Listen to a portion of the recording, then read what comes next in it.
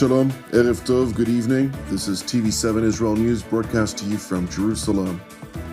Israel reiterates that it will not accept any role for Hamas in the future governance of the Gaza Strip amid efforts by the Hamas terror group to rehabilitate itself. Tensions are evidently escalating in Lebanon as Hezbollah continues to defy the terms of the November 27th ceasefire with Israel. Iran's Supreme Leader Ayatollah Ali Khamenei rejects any form of relations between the Islamic Republic and the United States of America. The remains of the deceased hostage, Staff Sergeant Itai Hessen, were returned to Israel last night, and after the identification process was completed by the National Institute of Forensic Medicine, his family was notified. Sergeant Hessen was killed in combat in Nahal Oz on October 7 of 2023, and his body was taken into Gaza by the Islamist Hamas terrorist organization. His death was announced 5 months later. Itai Hessen is the last kidnapped IDF soldier from this war. Another 7 deceased hostages still remain in the Gaza Strip after 761 days, 6 of them civilians. The Hamas terrorist organization is required immediately and without preconditions to uphold its commitment to the mediators. Israel demands that they return all of our hostages as part of the implementation of the agreement. Hamas knows where they are. We will not compromise on this. We will spare no effort until we return all of our hostages, every last one of them. It is worth noting that while Hamas adheres to U.S. President Donald Trump's 21-point plan, international bodies associated with the United Nations in particular, to include the World Food Program, are complaining that they are not managing to provide enough humanitarian aid into the Hamas-controlled parts of the Palestinian enclave. We need to get to the 1.6 million people with full rations. We need full access. We need everything to be moving fast. We are in a race against time. The winter months are coming. People are still suffering from hunger, and the needs are overwhelming. So in terms of, where we are today, it's few steps forward, but it's not as far as we would like it to be. And this is why we would like to have the access to the urgency of opening the northern border crossing points, because that will get us fast to the north of Gaza, where we know that the food needs are high and the food security situation is acute. It is interesting to note the evident frustration by the World Food Program, or WFP, regarding food prices of humanitarian commodities that are being sold to the Gazan population, since WFP believed the prices of food and other essential commodities would substantially decrease once the ceasefire takes effect.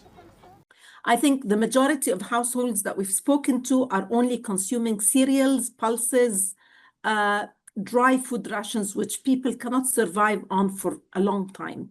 Meat, eggs, vegetables, fruits are being consumed extremely rarely.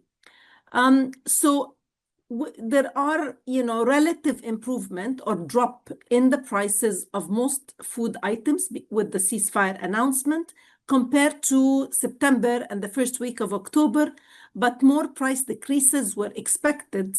However, it still remains higher than February of 2025 and the pre-conflict levels. Instead of criticizing the Islamist Hamas, the World Food Program has taken the easy route by criticizing the State of Israel, to which Jerusalem responded in defiance. We have adhered to both the spirit and the letter of the agreement. Hundreds of trucks of aid are going in. Israel will not accept the criticism that we are not adhering to the agreement. Hundreds upon hundreds of trucks are going in. The issue, as ever, as CENTCOM itself, the American Armed Forces released over the weekend, that Hamas are looting the aid trucks, they are stealing the aid, they are up to their usual dirty tricks, feeding their own people, stealing the food from their own people and selling it back to them at exorbitant prices. The PMO spokesperson referred to the video, which U.S. Central Command published over the weekend, and which U.S. Secretary of State and National Security Advisor Marco Rubio reposted with a statement in which he warned that Hamas's theft of humanitarian aid undermines international efforts in support of President Trump's plan to deliver critical assistance to innocent civilians. It is important to point out that Hamas's actions throughout the Gaza Strip, coupled with repeated statements of refusal to disarm, clearly indicate that the Islamist terror organization is preparing to maintain its power in the Palestinian enclave, irrespective of Trump's 21-point plan and Israel's pledge to enforce the demilitarization in one way or another. Israel's position also remains unwavering vis-à-vis the future governance of Gaza. When it comes to the future of Gaza, the agreement makes clear that the future of Gaza, the governance will shift from to a transitional technocratic Palestinian committee, apolitical, which means that will be no Hamas, no Palestinian Authority under international oversight, and of course this International Board of Peace, including President Trump and others, will oversee the process and Gaza's reconstruction. Turning to Israel's northern front, where the IDF continues to target the Iranian proxy Hezbollah daily over the terror group's repeated violations of the U.S. and French-mediated ceasefire, which took effect on November 27, 2024. The repeated strikes against Hezbollah's efforts to rehabilitate its military infrastructure have consequently resulted in many casualties, which are increasingly frustrating the Iranian proxy. هذا التصعيد الإسرائيلي الخطير إنما هو يرتبط بمحاولات لفرض على لبنان التفاوض المباشر وصولا إلى ما يريده الإسرائيلي من اتفاقيات أمنية بين لبنان وإسرائيل. نحن نعيد التذكير بأن لبنان قام بما يجب عليه أن يقوم به على مستوى الالتزام بوقف إطلاق النار وكافة مندرجاته. الإسرائيلي لم يلتزم مطلقا وليس واردا في حسبانه الالتزام، وهو يمضي بعيدا في التصعيد وهو يضع الوضع اللبناني على عتبة مخاطر كثيرة. Turning to the Islamic Republic of Iran, where the supreme leader of the Ayatollah regime, Ali Khamenei, told his followers that Tehran cannot reach an accommodation with Washington because of the simple fact that the United States of America is essentially incompatible with the Islamic Republic of Iran. بعضی‌ها تاریخ رو وارونه می‌نویسن. اختلاف بین جمهوری اسلامی و بین آمریکا رو از ناحیه همین مرگ بر آمریکای شما میدونن. این ساده لوحیه. کسی خیال کنه که چون یه ملتی شعار میده مرگ بر آمریکا بنابراین اون دشمن هم مثلا اینجور دشمنی میکنه. نه، شعار مرگ بر آمریکا اونچنان مسئله مهمی نیستش که آمریکایی ها به خاطر او با ایران مخالفت کنن، مقابله کنن، معارضه کنن. مسئله اختلاف ذاتی است، ناسازگاری ذاتی است. مسئله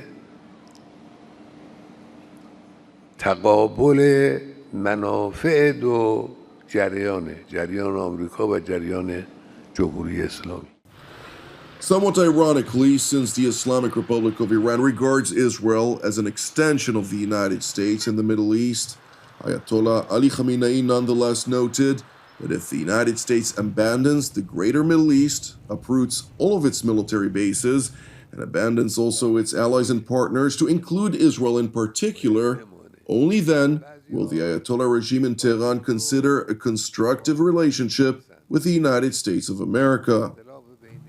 همکاری با ایران با همکاری و کمک به رژیم صهیونی ملعون سازگار نیست. رژیم ملعون صهیونی با این وضعی که در این اواخر همه دنیا دیدن، همه دنیا فهمیدن، همه دنیا محکوم کردن، آمریکا کمک میکنه، آمریکا پشتیبانی میکنه، آمریکا حمایت میکنه. با این وضع همراهی با ایران معنی نداره، قابل قبول نیست. بله اگر چنانچه به کلی پشتیبانی از رژیم صهیونیستی رو کنار بگذاره، پایگاه نظامیش رو از اینجا جمع کنه، دخالت در این منطقه نداشته باشه، اون وقت میشه بررسی کرد مسائل رو. مال حالا نیست، مال آینده نزدیک هم نیست. Thank you for watching TV7 Israel News. I would like to thank you if you're a supporter of TV7 Israel, since your donation is essentially helping us produce our daily news updates from here in Jerusalem. If you haven't yet supported TV7 Israel, which is exclusively donation-based, please consider doing so. You can donate via our website at www.tv7israelnews.com.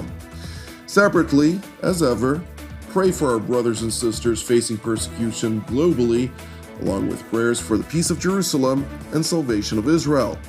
I'm Jonathan Hessen, wishing you an Erev Mevorach, and God willing, until our next update, Shalom from Jerusalem.